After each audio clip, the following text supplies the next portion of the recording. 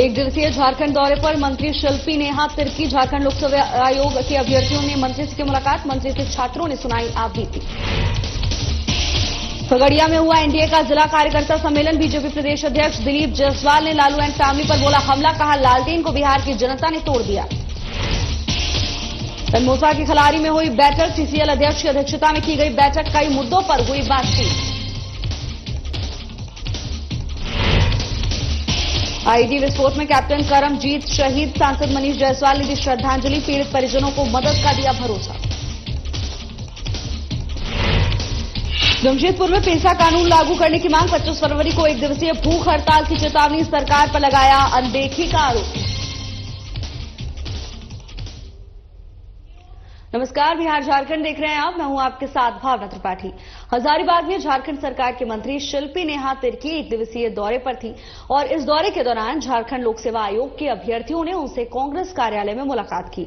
मुलाकात करने के बाद छात्रों ने अपनी आपबीती सुनाई और कहा कि झारखंड में 22 अगस्त 2024 से लोक सेवा आयोग के अध्यक्ष का पद खाली है, जिसके कारण मेंस परीक्षा का रिजल्ट भी प्रकाशित नहीं हो रहा।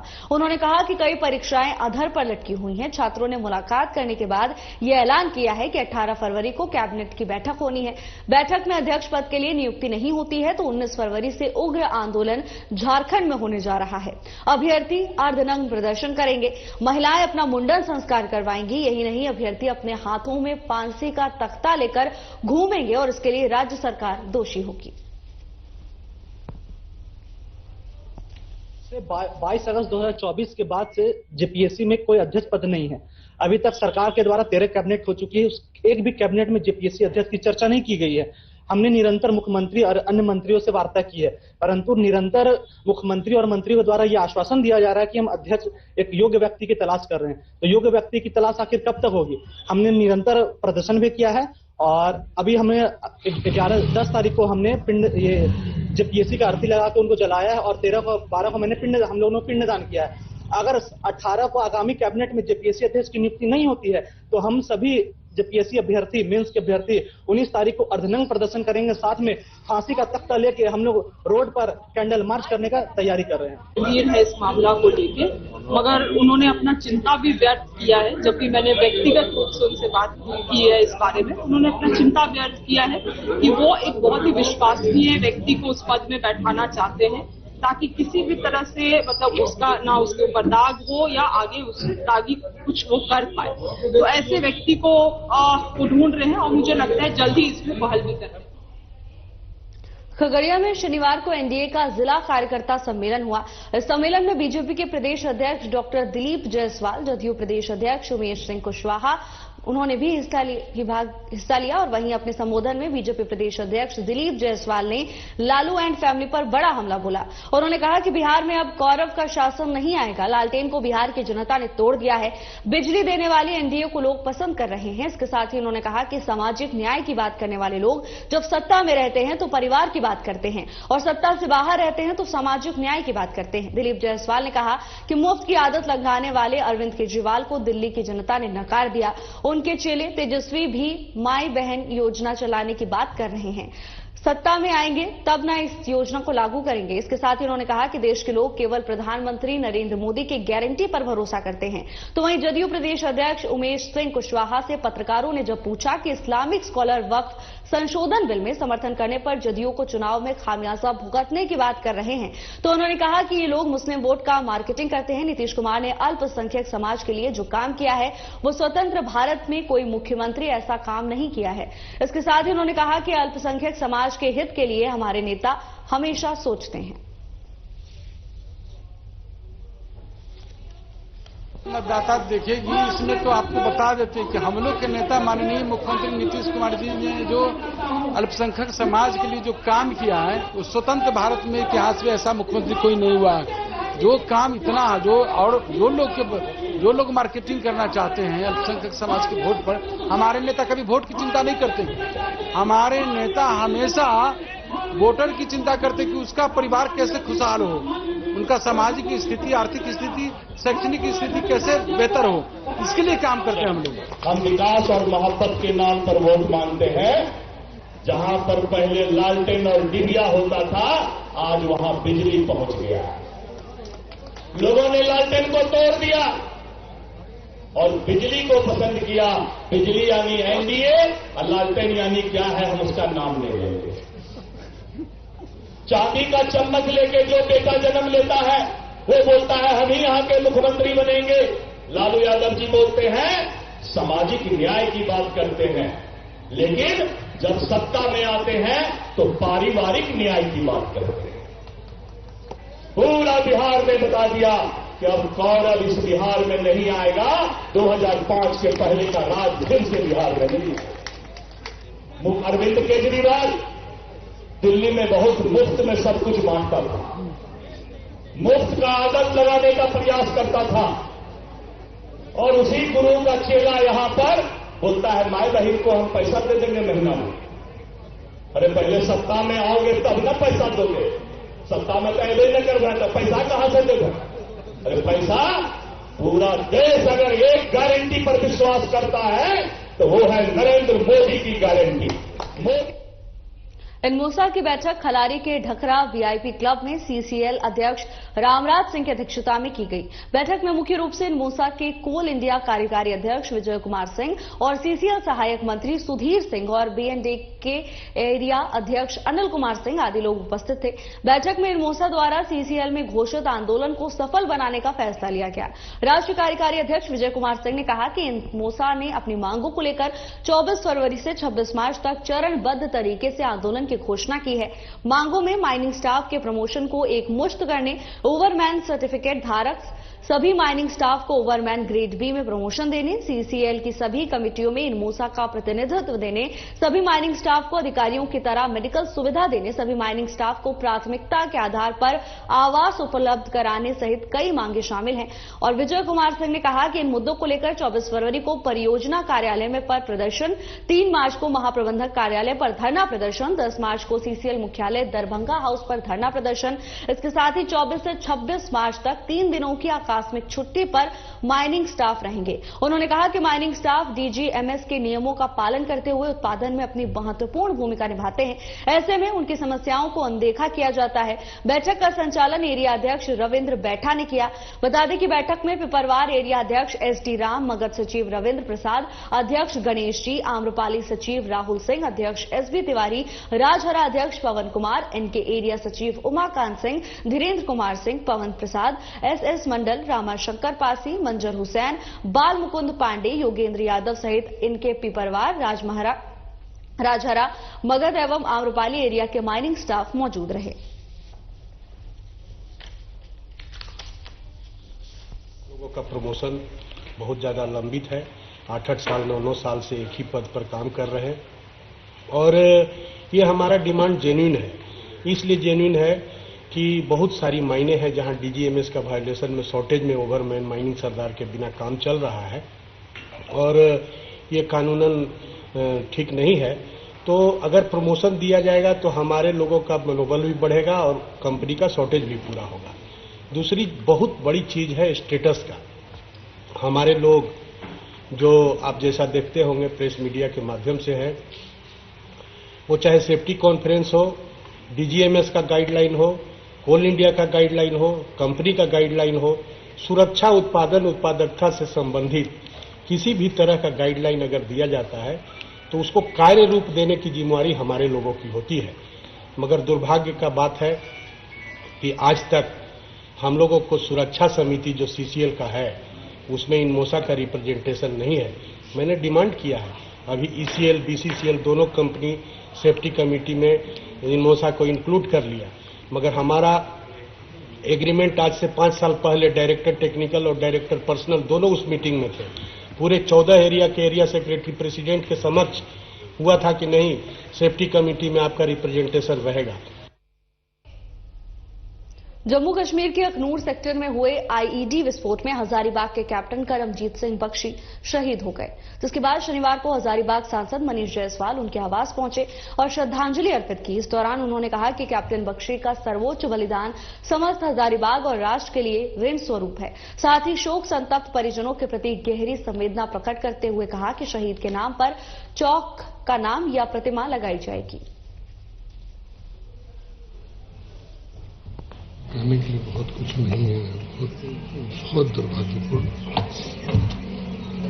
जो भी लोग धर्म के नाम पर जो आतंकवाद का खेल खेलते हैं उनको आकर के जमीनी स्तर पर देखना चाहिए कि जिन परिवारों के बच्चे चाहे इधर के हों चाहे उधर के हों चले जाते हैं, बिछड़ जाते हैं, उस परिवार का दुख कोई ढो नहीं सकता। आज दुर्भाग्यपूर्ण इसलिए भी है कि इनकी शादी होने वाली थी, वो पहले से समय था। अब हम लोग इनके लिए राज्य सरकार से क्या अनुदान करवा सकते हैं या यहाँ पर क्या कर सकते हैं, इसके बारे में हम आकर के चिंता करेंगे और प्रयास करेंगे कि करमजीत सिंह जी के नाम से कोई या तो सड़क का नामकरण हो जाए या इनका कहीं प्रतिमा अगर हम स्थापित कर सकेंगे वो करवाने का प्रयास करेंगे। अभी जगह और ये चिन्हित हमने नहीं किया, लेकिन कोशिश जरूर करेंगे कि ये हो और साथ ही साथ रिक्वेस्ट भी करेंगे सरकार से कि इनकी जो बहन है उसको राज्य सरकार उसके सुटेबिलिटी के अनुसार से नौकरी दे। पेसा कानून लागू करने की मांग को लेकर जमशेदपुर के उपायुक्त कार्यालय के बाहर 25 फरवरी को एक दिवसीय भूख हड़ताल और धरना दिया जाएगा। यह जानकारी देते हुए आदिवासी सुरक्षा परिषद के केंद्रीय अध्यक्ष सह बीजेपी नेता रमेश हांसदा ने कहा कि पेसा कानून के मामले पर राज्य सरकार कुछ नहीं कर रही है, जिसके कारण आदिवासी सुरक्षा परिषद के बैनर तले 25 फरवरी को जिला उपायुक्त कार्यालय के बाहर एक दिवसीय भूख हड़ताल और धरना दिया जाएगा। झारखंड सरकार इतने दिनों के बाद भी आदरणीय हाईकोर्ट ने निर्देश दिया कि 2 महीने के अंदर में आप पेसा कानून का रेगुलेशन बना करके इसको जमीन में उतारिए। केंद्र सरकार ने भी बार बार पंचायत विभाग ने राज्य सरकार को लिखित रूप से दिया कि आप रेगुलेशन को पेसा एक्ट के रेगुलेशन को आप लागू कीजिए, लेकिन उसके बावजूद भी राज्य सरकार का जो आज स्थिति है वो एकदम से मैंने कान में रुई डाल करके सोया हुआ है। लोग चिल्ला रहे हैं, आदिवासी बुद्धिजन यहाँ वहां मीटिंग सीटिंग हो रही है, लेकिन अभी तक राज्य सरकार की ओर से कोई भी आधिकारिक बयान नहीं आया है। इसमें ऐसा लगता है कि राज्य सरकार पेसा कानून को लागू करने देना नहीं चाहती है। इसलिए हम लोग विगत 3 महीने भर से इस मामले को लेकर जनता के बीच हम लोग जा रहे हैं। आदिवासी सुरक्षा परिषद के बैनर तले हम लोगों ने निर्णय लिया है कि 24 तारीख से झारखंड विधानसभा का सत्र चलना है। सरकार को तेल डालने के लिए, उनके कान में बात पहुंचाने के लिए 25 तारीख को जमशेदपुर के डीसी कार्यालय के समक्ष में हम लोग एक दिवसीय भूख हड़ताल में बैठेंगे। ये टोकन के रूप में रहेगा और सरकार को चेतावनी के रूप में रहेगा कि आदिवासी लोग अब जमीन में उतरेगा, क्योंकि पेसा कानून उनका ब्रह्मास्त्र है और हमारा ये मानना है कि पेसा कानून लगेगा तो सभी कानून अपने आप जमीन स्तर में गांव के लोग मजबूत होंगे, गांव को अधिकार मिलेगा, ये हमारा मानना है। इसीलिए अब आंदोलन की बिगुल हम लोग 25 फरवरी को जमशेदपुर के डीसी कार्यालय से करेंगे। जमशेदपुर स्थित पोटका प्रखंड परिसर में ग्राम प्रधानों की एक महत्वपूर्ण बैठक का आयोजन किया गया। इस संबंध में ग्राम प्रधान के अध्यक्ष उत्तम सरदार ने कहा कि बैठक में कई निर्णय लिए गए। साथ ही कहा कि हर साल की तरह इस साल भी वनभोज सह पारिवारिक मिलन समारोह 28 फरवरी को रंकड़ी मंदिर में किया जाएगा। एक तो वनभोजन करते हैं, पारिवारिक समूह मिलन समारोह ग्राम प्रधानों का, ग्राम प्रधान दिगर नायक पायक घटना सब मिला के साल भर में एक जगह एक संगठन संगठित होकर कहीं भी कोटका ब्लॉक के अंदर चुनते हैं और वहीं करते हैं। इस बार भी तय हुआ कि हम लोग माँ रोकनी मंदिर के वहाँ करेंगे 28 फरवरी। और हम लोग का और मैटर है कि हमारा यहाँ बहुत सारे विवादित ग्राम प्रधान लोग जो लोग हैं, जो ओरिजिनल जो वास्तविक में पारंपरिक ग्राम प्रधान है, उनको दरकिनार करते हुए नया ग्राम प्रधान को जो चुना गया है वो हम लोग पूरा डॉक्यूमेंट के साथ अंचल अधिकारी को सौंपेंगे और ये कहेंगे कि भाई ये हमारा पारंपरिक ग्राम प्रधान है। और इसमें ग्राम प्रधान रहते हुए बहुत सारा ग्राम प्रधान का मृत्यु हो चुकी है, तो उनके बदौलत उनके बड़े लड़का को, उनके वंशज के बड़े लड़का को अनुकंपा के आधार पर मिले। झारखंड शिक्षा परियोजना परिषद के द्वारा स्कूलों के संचालन के ग्राम पंचायत के मुखिया की भागीदारी सुनिश्चित की गई है और इसके लिए एसओपी भी जारी किया गया है। इसी को लेकर शनिवार को चास प्रखंड कार्यालय सभागार में प्रखंड के सभी मुखिया के साथ बैठक की गई। इस दौरान प्रखंड विकास पदाधिकारी और शिक्षा विभाग के पदाधिकारी ने विद्यालय में बेहतर व्यवस्था करने को लेकर जानकारी दी है।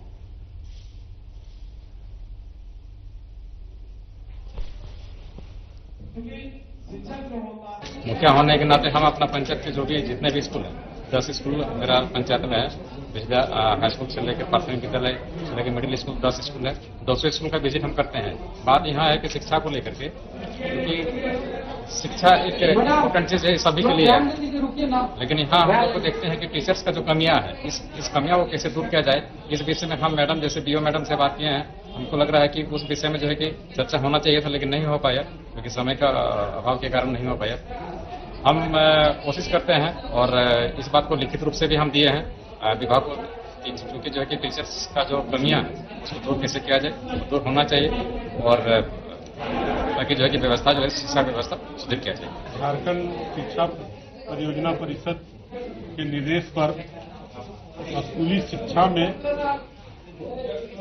मुखिया जी लोगों का भागीदारी को लेकर यह सम्मेलन था कि विद्यालय संचालन का जो स्टैंडर्ड ऑपरेशनल प्रोसीजर है, एसओपी है, उसको कैसे फॉलो करें। इसकी मुख्य बातें थी कि 100% बच्चों का विद्यालयों में नामांकन हो, बीच में अध्ययन के बीच में बच्चे विद्यालय को नहीं छोड़े, ड्रॉप आउट नहीं हो, विद्यालय में शिक्षा की गुणवत्ता बनी रहे, विद्यालय में जो सरकार की ओर से पोषाहार दिया जा रहा है उसकी गुणवत्ता का दिन प्रतिदिन जांच हो और उसको समुचित कराएं।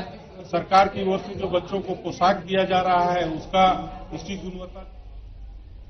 हजारीबाग के मेडिकल कॉलेज अस्पताल में कई चिकित्सक हैं जो अपनी ड्यूटी पूरी निष्ठा और ईमानदारी से करते हैं, जिससे मरीजों और उनके परिजनों को बड़ी राहत होती है। ऐसे चिकित्सकों की सेवा कार्यों का प्रशंसा भी जरूरी है।